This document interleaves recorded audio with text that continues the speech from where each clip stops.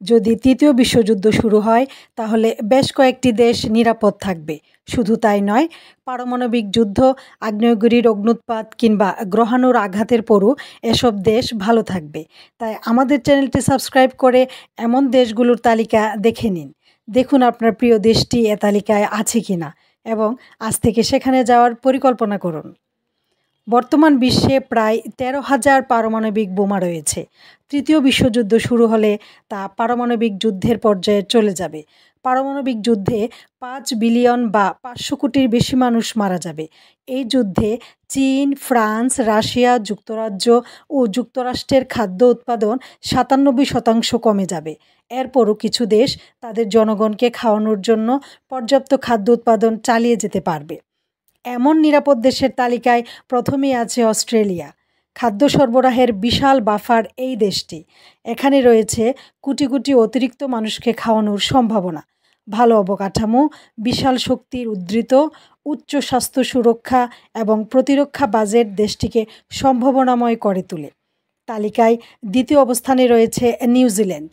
পারমাণবিক লক্ষ্যবস্তু থেকে দূরত্ব এবং দীর্ঘস্থায়ী পারমাণবিক মুক্ত মর্যাদা এ দেশটিকে সুরক্ষিত রাখবে। কার্যকর খাদ্য রপ্তানি অর্থনীতি তাদের জনসংখ্যাকে একাধিকবার খাওয়াতে পারবে।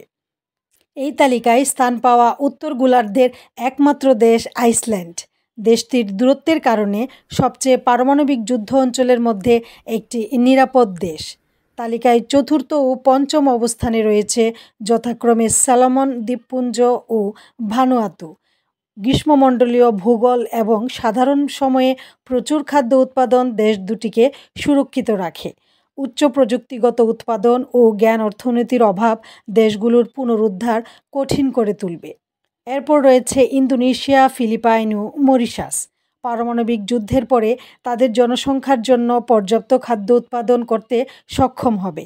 ইন্দোনেশিয়া ও ফিলিপাইনের মধ্যে আঞ্চলিক বাণিজ্যের সম্ভাবনা রয়েছে। পরের অবস্থানটি ফিজির। বিস্তীর্ণ প্রশান্ত মহাসাগরের বুকে অবস্থিত ফিজি একটি বিচ্ছিন্ন দ্বীপরাষ্ট্র।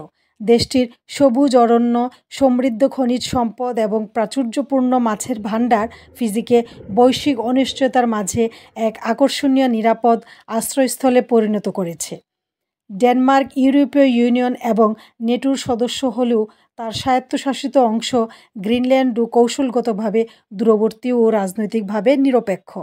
এর দুর্গম পাহাড়ি ভূখণ্ড যে কোনো হামলার সময় বেঁচে থাকার জন্য একটি অনুকূল স্থান তৈরি করে। হিমালয়ের কূলে অবস্থিত ভুটানের ভৌগোলিক অবস্থান একে সম্ভাব্য হুমকি থেকে প্রাকৃতিকভাবে সুরক্ষিত করেছে। দেশটির স্বাধীন পররাষ্ট্রনীতি রয়েছে এবং অপ্রয়োজনীয় কূটনৈতিক জটিলতা নেই। ইংল্যান্ডের কাছাকাছি অবস্থান করলেও আয়ারল্যান্ড সম্পূর্ণ স্বাধীন পররাষ্ট্রনীতি অনুসরণ করে এবং নেটোর সদস্য নয়, যা দেশটিকে একটি নিরপেক্ষ রাষ্ট্রে পরিণত করেছে। রাজনৈতিক নিরপেক্ষতার জন্য সুপরিচিত সুইজারল্যান্ডের পাহাড়ি ভূখণ্ড স্থলবেষ্টিত ভৌগোলিক অবস্থান দেশটিকে সুরক্ষিত করেছে। প্রশান্ত মহাসাগরের বিস্তীর্ণ অঞ্চলে অবস্থিত তুভালু একটি অতি নির্জন ও রাজনৈতিক নিরপেক্ষ দেশ। তুভালুর জনগণ স্বনির্ভর। তারা নিজেরাই খাদ্য ও প্রয়োজনীয় জিনিস উৎপাদন করে, যা কোনো যুদ্ধ পরিস্থিতিতে তাদের স্বাধীনতা ও বিচ্ছিন্নতা বজায় রাখতে সহায়তা করবে। আর্জেন্টিনা ইউরোপ, উত্তর আমেরিকা ও এশিয়ার উত্তেজনাপূর্ণ অঞ্চল থেকে অনেক দূরে অবস্থিত, যা যুদ্ধের সময় একটি বড় সুবিধা। এর বিস্তীর্ণ কৃষিজমি বৈশ্বিক বাণিজ্য ভেঙে পড়লেও খাদ্য নিরাপত্তা বজায় রাখতে সাহায্য করবে। এই দেশটির কৌশলগত মূল্য প্রায় নেই বললেই চলে, তবে এর কৃষিখাত অত্যন্ত উন্নত, যা একে স্বনির্ভর রাখে এবং যুদ্ধকালেও টিকে থাকার ক্ষমতা দেয়। আফ্রিকা মহাদেশের সঙ্গে স্থল সংযুক্ত না হওয়ায় মাদাগাস্কার তুলনামূলক বিচ্ছিন্ন দেশ। বিশাল দেশটিতে পারমাণবিক হামলারও ঝুঁকি নেই। রাশিয়া ও চীনের মাঝখানে অবস্থান করলেও মঙ্গোলিয়া কৌশলগতভাবে তেমন গুরুত্বপূর্ণ নয়। এটি একটি স্বনির্ভর দেশ, যেখানে অনেক মানুষ যাযাবর জীবনযাপন করে, তাই বৃহৎ বৈশ্বিক সংঘাতের সময়ও মঙ্গোলিয়া নিরাপদ। আজ এ পর্যন্ত। আমাদের সব ভিডিওর সব তথ্য সঠিক ও নির্ভেজাল, তাই এমন ভিডিও নিয়মিত পেতে প্লিজ আমাদের চ্যানেলটি সাবস্ক্রাইব করুন। তাহলে আমরা নতুন ভিডিও তৈরিতে উৎসাহ পাব। আপনার বিদেশ যাত্রা সফল হোক।